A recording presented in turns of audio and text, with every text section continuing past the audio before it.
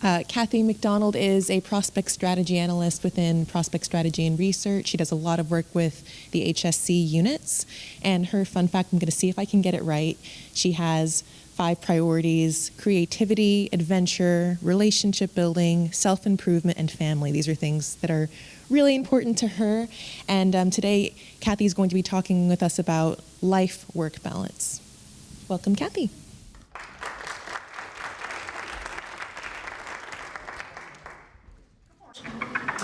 Today I want to talk about life-work balance, and I've decided to start off with life because there is a multitude of research out there that shows us that what we do in our personal lives greatly influences our work life.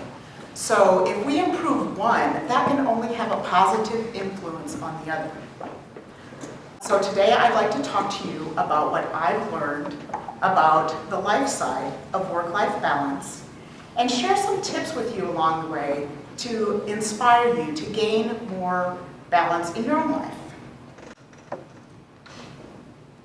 So there have been times during my tenure here at UF when my personal life is fantastic. I'm working out, I'm spending time with friends, I'm doing the things I love, and I feel great. However, it was during a time of personal tragedy that I really started to understand the importance of balance in my life. During that time, as part of a UF HR class, I was asked to list my top 5 priorities, or what my top values are, and then list things that I'm doing to honor those in my life. What an aha moment. During a time when I was struggling just to get through the day, I was naturally choosing things that were honoring my priorities.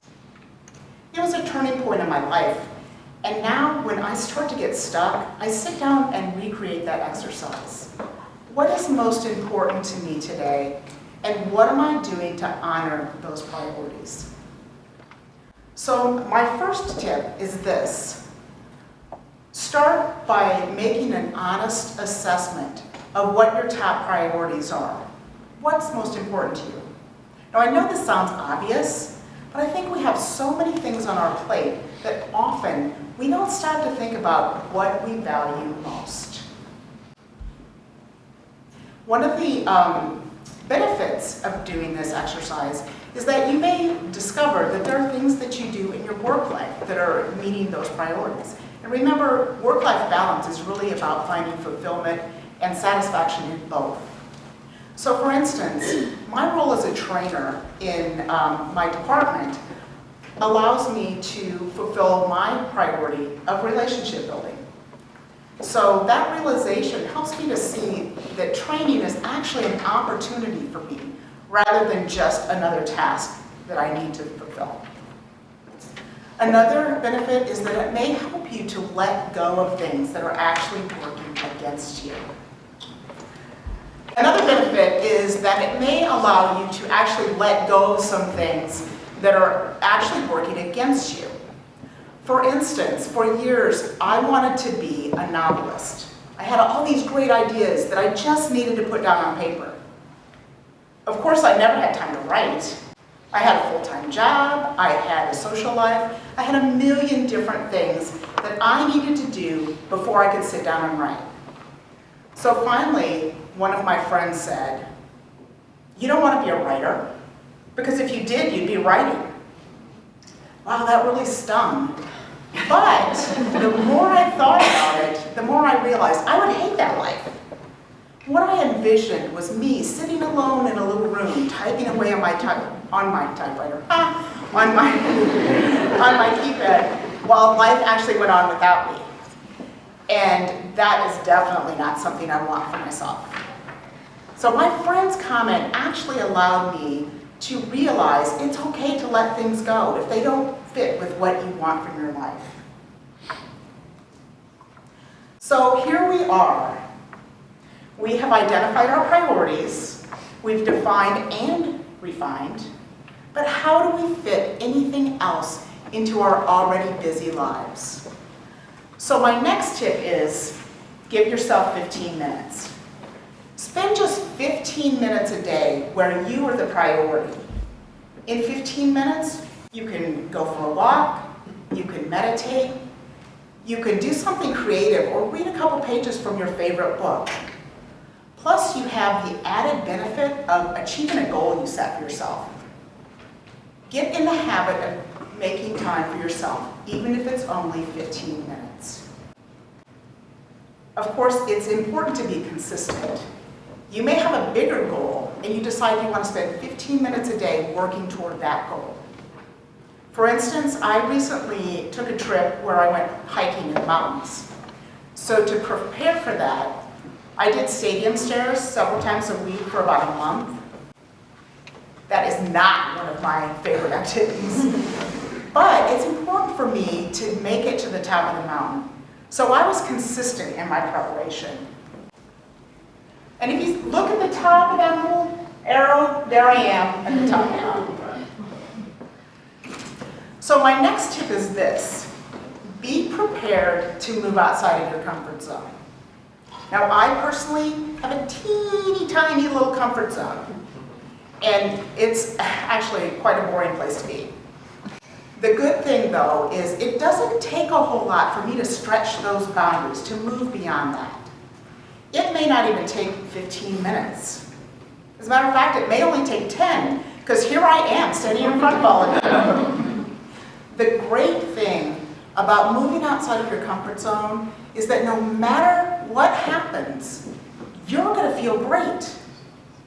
If you set a goal for yourself, you move outside of your comfort zone, and you meet it, that is fantastic.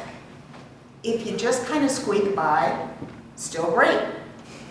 Even if you don't meet your goal, you moved outside of your comfort zone, and that is something to feel really good about. So my next tip kind of goes hand in hand with this. Be okay with being bad at something.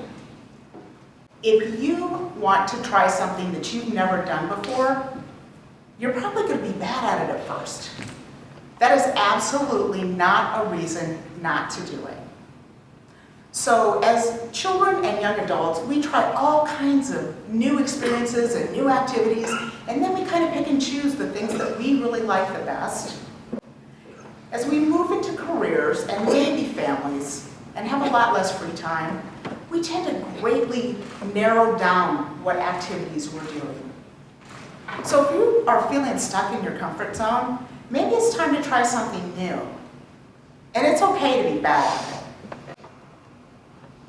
My next tip, don't put it off.